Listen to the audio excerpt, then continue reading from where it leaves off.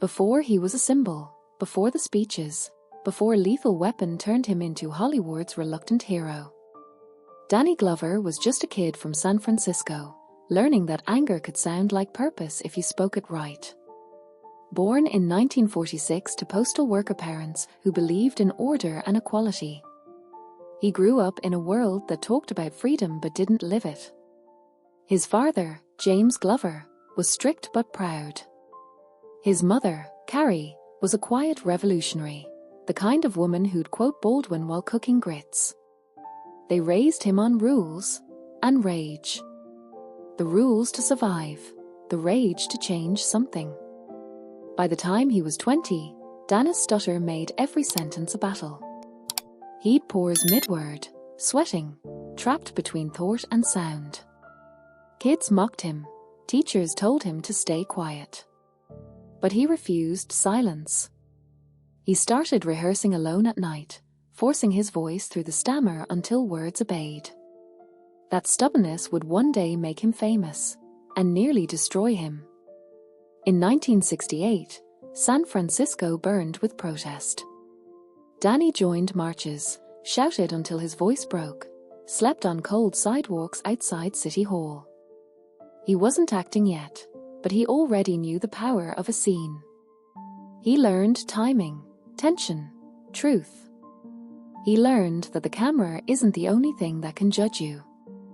The activism fed his soul and drained it. He was arrested twice, bruised, tear-gassed.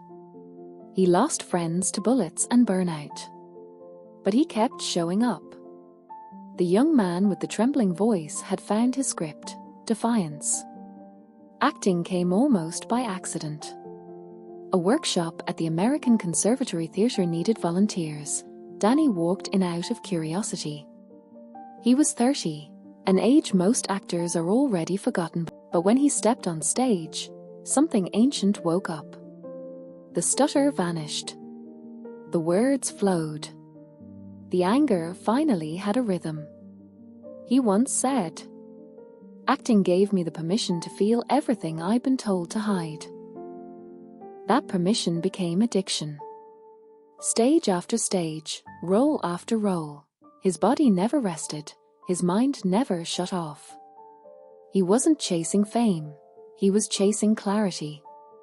And clarity, like fire, doesn't come without burning something first.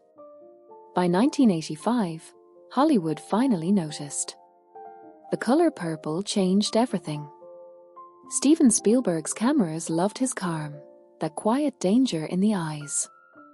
He became the face of dignity, strength, and buried pain. Audiences cried with him. Critics crowned him. He smiled, but inside, the pressure began to hum, the same hum that once made him stutter. Only now it came from lights, interviews, expectations. When Lethal Weapon hit 2 years later, he was 50-ish, famous, exhausted, and trapped inside the same line that would define him for decades. "I'm too old for this shit." It was supposed to be a joke. Instead, it became prophecy. Fame aged him faster than time. The money came, but so did the noise. He flew from set to set, buried himself in courses between takes, trying to prove he wasn't just another action star. He marched with workers, spoke for the poor, traveled to Africa and back. A man torn between movie sets and moral debts. When reporters asked why he never slowed down, he said, "Because the moment I stop moving, I hear everything I'm trying to forget." He thought movement, and Danny Glover was about to learn that even the strongest voice can break. Especially when it's been shouting for everyone but itself. The cameras kept rolling, but Danny Glover's soul was already slipping behind the frame. By the early 90s he was everywhere. Oscar ceremonies, charity galas, late-night talk shows where hosts called him a Hollywood's moral compass. He laughed politely, but the title felt like a collar. The world saw calm wisdom. Inside he felt like a man made of broken glass. Every film carried a message, every interview a mission. He spoke about apartheid, poverty, racism, hunger, and each cause clung to him like another layer of armor he never took off. People applauded his conscience. No one asked if it hurt. Between flights and speeches, his marriage thinned into small talk. He'd call home from hotel phones, voice warm but distant, promising he'd be back after this shoot. But there was always another shoot. Another protest. Another reason to be away from the quiet that terrified him. Camille, his wife, once told a friend, "He loves the world too much to have room left for himself." They separated quietly, no headlines, no scandal, just two exhausted people who had carried too many crusades and too little peace. The tabloids later called it a friendly split. It wasn't friendly. It was surrender. Hollywood, meanwhile, didn't know what to do with him. He wasn't young enough for action, not old enough for legend, and far too political to be as safe. Studios stopped calling as often. His agents warned him to tone down the activism. He refused. "I didn't come here to be neutral," he told them. And just like that, the same conscience that made him a symbol began to cost him everything it once brought. He poured his frustration into producing small independent films about injustice and hope. They rarely made money, but they made him believe he still mattered. On set, he was gentle with newcomers, patient with chaos, but when the cameras stopped, he'd sit alone in the dark, staring at the playback monitor long after everyone left. A young actor once asked why he never smiled anymore. Danny looked up and said, "Because the camera doesn't lie. And I'm tired of pretending I'm fine." By the late 90s, the panic attacks started. Backstage at a UN event, he froze mid-speech, heart racing, breath gone. He smiled through it, finished the talk, collapsed afterward. Doctors called it a stress-induced. He called it silence catching up. For decades he had been the loudest man in every room, the one who fought for others. But when he finally stopped moving, the room fought back. Every image of hunger, every injustice he couldn't fix, every friend lost to fame or fatigue came roaring through the stillness. He tried meditation, then therapy. Neither fit easily on a man built from protest. He told a counselor, "I don't know how to rest without feeling guilty." It wasn't depression, not exactly. It was moral exhaustion, the kind that comes when the body ages but the world doesn't change fast enough. He was 55, graying, limping from an old back injury, still saying yes to everything. Because saying no felt like betrayal. That same year, during a quiet dinner in New York, a journalist asked what kept him going.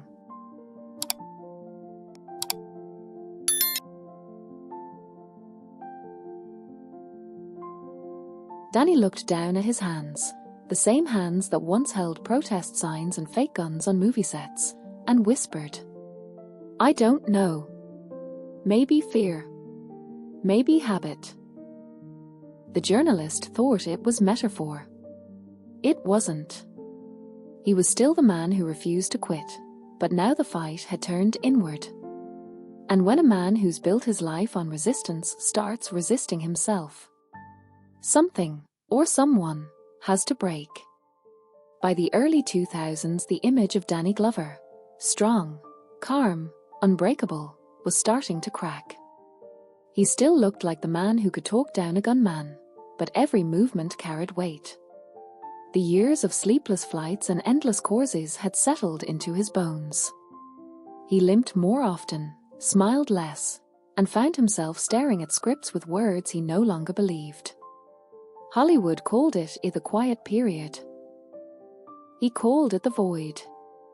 When the big studios stopped calling, he told everyone it was a blessing, time to focus on activism.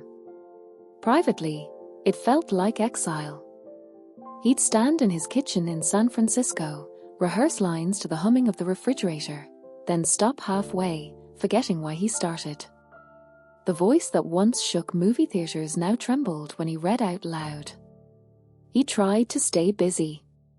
He joined humanitarian trips, stood on makeshift stages in Haiti and South Africa, spoke to crowds who saw him as a savior. They didn't see the man who sat alone in hotel bathrooms afterward, shaking with exhaustion, afraid of the quiet. The panic attacks returned. So did insomnia. He stopped drinking coffee, stopped watching the news, stopped pretending that saving the world was saving himself. At 60, he was the age his most famous character once joked about retiring. Now the line stung. "I'm too old for this," he whispered to his reflection. "But I don't know what else I am." In 2006, during the filming of Dreamgirls, he collapsed between takes. Dehydration, the doctor said. Exhaustion, his friends said. But in truth, it was emptiness, years of holding his breath for everyone else finally catching up. He didn't tell the press. He finished the film, smiled on red carpets, accepted another award for humanitarian work, and went home to an apartment that felt too large for one man. The silence after applause can be louder than any crowd. He sat in it for hours. Friends began to worry. One of them, a pastor from Oakland, visited and asked when he last prayed. Danny laughed. "Prayed? I've been arguing with God my whole life." "That's close enough." The pastor smiled sadly. "That's not faith. That's fatigue." That night, Danny opened an old notebook from his activist days. Inside were sketches, quotes, and one sentence he'd written decades ago. "If you give everything, save a little piece to come home to." He had forgotten to. There was no home left inside him. He considered quitting acting altogether. He drafted a letter to his agent, short, final. But when he looked at the words "I'm done," something inside refused. A fighter who marched in 1968, who beat a stutter through sheer will, couldn't accept silence as an ending. So he made a smaller promise instead. If he was going to keep speaking, it would finally be for himself. The next few years became an experiment in survival. He cut travel. He reconnected with his daughter. He even found someone new to love, teacher, calm, patient, the opposite of the noise he'd lived in. She told him once, "You don't have to save the world to be worthy of it." He didn't believe her then. But he kept the sentence anyway. In 2010, standing backstage at a small film festival in Toronto, Danny looked out at the crowd. No flashbulbs, no bodyguards, just 50 people waiting for him to speak. He smiled, genuine, unforced, and said quietly, "I spent half my life fighting to be heard, and the other half learning to listen. Maybe that's what growing old really means." For the first time in years, the applause didn't hurt. After decades of chasing noise, Danny Glover discovered something he'd never learned on a movie set: quiet can be kind. He woke earlier now, without alarms. He cooked breakfast, answered emails himself, walked the same block where his parents once took him to church. The world had changed, but the fog over the bay still looked the same. Sometimes he'd stand at the corner and watch school kids rush by, backpacks heavier than their hopes, and smile. They didn't know the man beside them once held Hollywood in his palms and nearly dropped it from exhaustion. And that was fine. For the first time, anonymity felt like freedom. He started teaching workshops at community theaters. No cameras, no PR, just a circle of folding chairs. Students expected Hollywood stories. He gave them questions instead. "Why do you want to speak?" he'd ask. "Because people listen." "Then what will you say when they stop?" Silence always followed. He'd nod. That's when acting begins. The young actors loved him. He wasn't a guru. He was a survivor showing them the scars beneath applause. One of them later wrote, "He taught us that the pause between lines is where the truth hides." At home, he found new rituals. Yoga replaced airports. Cooking replaced hotel buffet. He read Baldwin again, not as manifesto but as meditation. He called his daughter more often. They spoke of nothing urgent: recipes, books, old jokes. For a man who once saved his fury for headlines, small talk felt revolutionary. He began to forgive Hollywood, too. The same machine that had used and forgotten him had also given him a platform. And now, distance. He joked, "A retirement's just the long take nobody edits." In 2015, he returned briefly to the spotlight. An award, a speech, another standing ovation. But this time, he didn't talk about injustice or art. He talked about rest. "We don't celebrate endurance enough," he said. "We glorify the climb but not the breath you take after." The audience, expecting slogans, fell silent.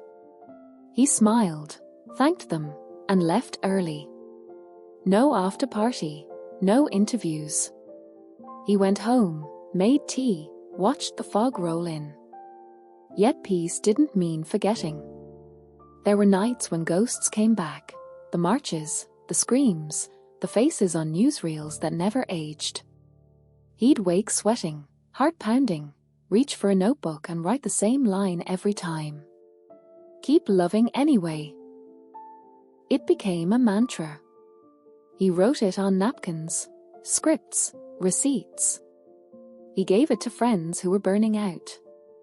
"Keep loving anyway," it was the only sermon he had left. A journalist once asked if he missed being famous. He laughed, because beneath the jokes there was still that young man from 1968 who couldn't stand injustice, who wanted to fix the world before it fixed him. The fire was smaller now, but it never went out.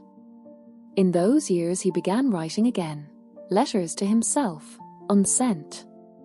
He wrote about forgiveness, about time, about how activism without self-care becomes another form of violence.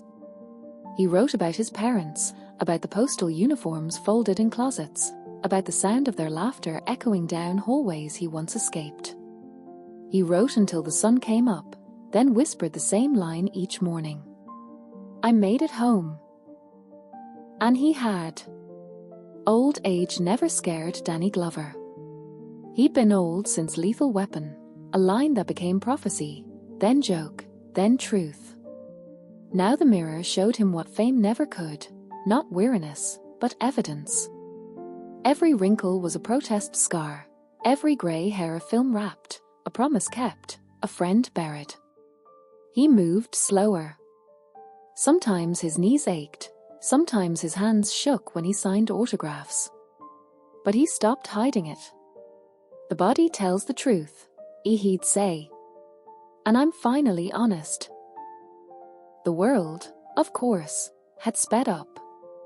Young stars posted what he once lived through. Movements he'd marched for trended and vanished within hours. People asked if it made him bitter. He smiled. "No. History loops. I just hope someone's still marching when the cameras go home." He still appeared at rallies, quietly now, no podiums. He'd stand at the edge of the crowd, cap pulled low, blending in. Someone would eventually notice, gasp, whisper, "That's Danny Glover." He'd wave, humble, patient, and say he believed silence was louder when used well. At home, the walls were lined with memories, posters, scripts, black and white photos of faces long gone. In the living room stood an old armchair and a record player. Every morning he played Coltrane. Every evening he wrote one paragraph in a notebook titled Time Served. He wasn't writing a memoir. He was writing closure. One entry read, "You spend half your life shouting to be seen, then spend the rest hoping to disappear with grace." When his daughter visited, they'd sit on the porch, sipping tea, laughing about everything that once felt life or death. She'd tease, "Dad, you're finally mellow." He'd wink, "I'm not mellow. I'm just not late for anything anymore." They talked about the past without bleeding from it. He told her the things he'd never said in his busiest years, that he was proud, that he was sorry, that he finally knew how to rest. For a man who'd spent decades fighting for the right words, these came easiest. A few years ago, at a small screening of The Color Purple, someone asked what advice he'd give young artists. He paused for a long time, then said, "Don't mistake struggle for purpose. Sometimes the most radical thing you can do is rest long enough to feel joy again." The crowd went silent. He smiled, bowed slightly, and left the stage without looking back. That was his final curtain call, not dramatic, just dignified. Now, in his late 70s, Danny Glover still wakes before dawn. He feeds the cat, checks the headlines, shakes his head, and whispers, "Keep loving anyway." The same line he once wrote during sleepless nights. It became his prayer for a world still learning how to breathe. He knows he won't be remembered for the flashiest roles or the biggest checks. He'll be remembered for the calm in his eyes when everything around him burned. For the voice that trembled but never lied. For the grace to keep showing up even when the applause was gone. Music, soft fade, heartbeat tempo. In the end, Danny Glover didn't conquer the world. He outlasted it. And in that endurance, he found a truth rarer than fame or victory. The fight isn't forever.